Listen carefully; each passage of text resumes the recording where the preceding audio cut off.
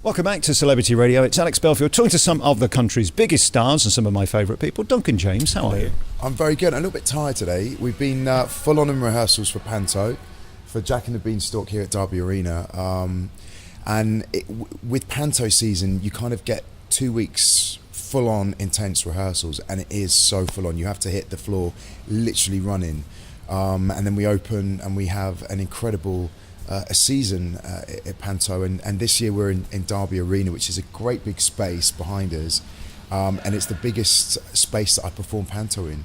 So I think before this my biggest space was the Hippodrome in Birmingham, which I last saw you at. Yeah, incredible. And you were brilliant at it. I mean, the good thing about you is you're a pro and you're able to get on and do it, because let's face it, it's hard work to learn a show this quickly and knock it out and give it confidence. It's really tough. That's years of doing it, isn't it? Yeah, I'm always really hard on myself because I'm a perfectionist, and I want to learn everything now, and I want to be able to just absorb it. So I've got it all going, but you can't do that. You know, your brain takes time to pick up things, and I find the older I get, the slower the process is of remembering things. It's kind of scary. You know, when you're younger, you just seem to absorb things a lot easier, but the older you get, it takes a little bit longer. So it does become a little bit frustrating. But you know, I'm in my 40s now, and I still love running around like I'm a 20-year-old, and I still expect my brain to work like it did when I was 20. So yeah, You're not exactly geriatric. Come on, stop it. No, I'm not. I'm very lucky that I still have a lot of work, and I've just finished playing Billy Flynn in London's West End. I'm coming on to this now, and then I go on to the Rocky Horror Show playing Frankenfurter. So 3 very, very different roles in a very short period of time. And again, I mean, this is really decadent, the rehearsal period for Panto, because you've got about a week, whereas you only had about 2 days in Chicago. Yeah, I mean, they gave me a couple of days in Chicago, but I have played that role before, so it was kind of somewhere in the cranium. It was there. It just popped out again, and in the 2 days it was like, okay, there it is.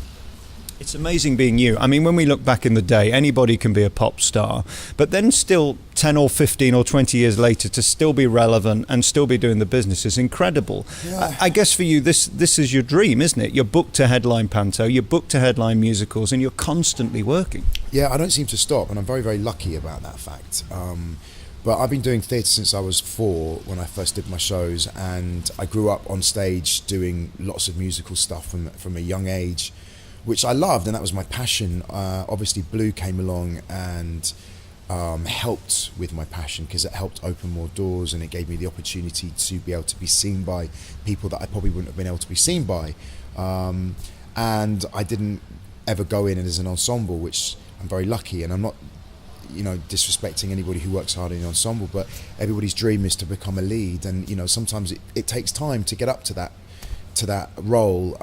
So I was kind of very lucky that because of Blue, I came straight in with my first ever show, which was Chicago, playing Billy Flynn in the West End, and that's quite a huge thing to say. What was your first ever show that you did in the West End? What role was it? And it was like playing Billy Flynn in Chicago. So I saw you do that. I mean, you were incredibly young to do it as well. It's normally sort of 40-year-old man's game, isn't it? That's why they got me back this time. But yeah, it's funny because I play it. I've been playing it very differently now to how I did, obviously, 10 years ago, and that is because I'm a lot more mature in my mind, and I understood the script a lot more this time. A lot of the time it was just these big words that I was saying as Billy Flynn, but I didn't quite understand the true meaning of it. But now, being older, when I read the script, I read it differently, and I was like, oh, I get it a lot more now. It's quite interesting. You read things and see things differently the older you get. And I interviewed Jerry Springer, who played that part about 10 years ago, and he said it's basically my TV show. And I went away and thought about it. It's never been more timely. The bullshit of PR and Twitter and social media and our whole razzle-dazzling the public, it's never been louder, is it? It's quite interesting, actually, when you think of a show like Chicago, why it's been running for so many years, why it's still so current. Is because we can relate to it nowadays. We open the paper and we see Donald Trump razzle-dazzling the world with what he says, and it's a different story behind the scenes, as I'm sure it is. But yeah, it's not that I'm comparing Donald Trump to Billy Flynn in any way, shape or form, but you get what I mean. It's that authority figure, and it's magic that they like to spin out. We're going to get on talk about you and your Instagram and being you in a moment. Let's talk about Jack and the Beanstalk first, though, here at Derby Arena. This, again, is a part for you to shine. I mean, you're here to be the nice bit of trouser and the cheeky chappy. What we loved about you in Birmingham is the warmth. I guess you can't be trained that. You've just got that, and the audience either like you or they don't. Yeah, it's true. And the last few pantos I've been doing, I've been playing Prince, I've been in Cinderella, and then I was in Sleeping Beauty. So I haven't done Jack for a few years. So it's trying to find that boyish charm again and that cheeky chappiness. And I'm debating whether to give my Jack a little bit of a bit of an accent this time. Hello everybody, you all right? My name's Jack. So I don't know yet, because the guy who plays my brother in it, Simon, he's from Plymouth, so he's got a real kind of like Devon accent. So I'm like, maybe I should put a little bit of it in there as well, but I'm not sure yet. I'll have to figure it out. You see on the night what comes out. And I guess anything can happen when you're doing Panto. They can scream out anything. It is sort of an immersive experience, especially in a venue like this. You've got to be on your toes. You can't really phone it in, can you? Well, I'm doing this for practice for Rocky Horror, because I think it's the same for Rocky. People just shout out, and they know the show so well. But that's what makes shows so great. It's the audience participation, it's the reaction from the audience, and as a performer, it's so much fun being on stage and getting all that response from the audience. It just makes you feel this is why I do what I do, because it gives me as a performer that enjoyment when I see them reacting to stuff, and it's wonderful. That's why we do theatre. That's why we make live theatre. That's why we enjoy doing what we do, to get that from the audience. And being charming and handsome is one thing, but also having a great voice is another, and you do. I mean, you really get to shine. I guess in this we're going to hear you be Duncan, yeah? Yeah, I've got a lot of songs to sing in this one. I'm singing about 6-7 songs, so I'm going to be singing a lot. I'm going to have to be really careful of my voice and really protect it, because two shows a day, every single day, it is a lot, and your vocal cords do get tired. So you just have to steam and drink lots of honey and lemon. I know people say that's an old wives' tale, but it works. And when I did Chicago, actually, my friend Alexandra Burke bought me a really lovely steam inhaler for my voice, and she was like, for Panto Babe, she was like, make sure you steam every day, and because singing all that twice a day is going to knacker the voice, so just steam it. And she bought me a steamer, which was just so sweet. So thank you, Alex. Do you worry about the pressure, because you're the biggest name on the poster, you're the biggest face on the poster, and if you're not in it, people are going to be disappointed? It is kind of a worry, isn't it? Because you can't have an understudy to be Duncan James. No, I mean, at the end of the day, I'm looking forward for doing this run. I enjoy Panto season every single year. It's great fun. It is hard work. But I just go out there and have fun, and hopefully the audience will have fun, and I'm sure they will, because this is a great script this year. Morgan Brind, who's written it, he's done a fantastic job. He's playing our Dame as well, and he's a really, really lovely guy, and the script is fantastic. There's lots of exciting things going to be happening in the show. We've got lots of tricks up our sleeve this year, and they're going to be really transforming the stage into a real magical place for the audience, for the kids, for the mums and the dads as well, for everybody to enjoy. And I think everyone's going to really come away happy. The farty noise in the background, by the way, is a drill, that. By the way. Yeah, we should make that. Me. I did think that did sound like a fart. Let's talk about you. I mean, I look at you on social media. I'm a deeply unattractive man, let's face it. And here you are, looking all delicious. What pressure is there on you to look like you? Because it's a ton of lurk, isn't it? I just got literally rolled out of bed and jumped in the shower and got down here, because I was told you were here early, so I was just like, got my trackie on ready for me from a rehearsal. So yeah, I'm not feeling too glamorous today, but when you're in character and you get on the stage and you get up in the glad rags and in the costume and you get a bit of hair and makeup on, you feel the part. And obviously I'll be losing all this as well, so this will all be going. But yeah, I mean, I like to take care of myself. I like to go and have regular facials and stuff, and I'm always posting videos of me having, this treatment and that treatment. It's like I'm a celebrity all over again. Yeah. But I think it's important to look after yourself, and I think we only get one body, we only get one life. We've got to make the most of it and enjoy, and not feel ashamed to be, especially for men, to go out and Go and have a pamper, go and have a facial. You know, why not? I think we're becoming a lot more metrosexual in our approach now, coming into, 2019 we're coming into, and I think men especially now are taking more time to care of themselves, which is great. I mean, I remember back in the day when I first started with Blue, the first ever makeup artist we had, she said to me, make sure you guys moisturize every day. And I remember thinking, moisturize? Isn't that's what my mum does? I don't need to moisturize. And she was, no, you got to moisturize every day. And she told me that when I was 21. And ever since then, I've like, okay, well, I moisturize every day.